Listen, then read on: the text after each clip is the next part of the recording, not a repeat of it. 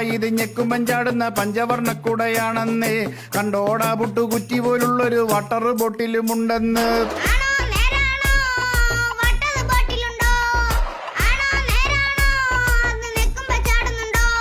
സ്പൈഡർമാനുള്ള ബാഗുണ്ടേ, കണ്ടോ വെട്ടിത്തിളങ്ങുന്ന ഷൂസുണ്ടേ. എല്ലാം കൂടി അണിഞ്ഞാലോ ഇന്നടിച്ചു പൊളിച്ചങ്ങ് പോകാലോ.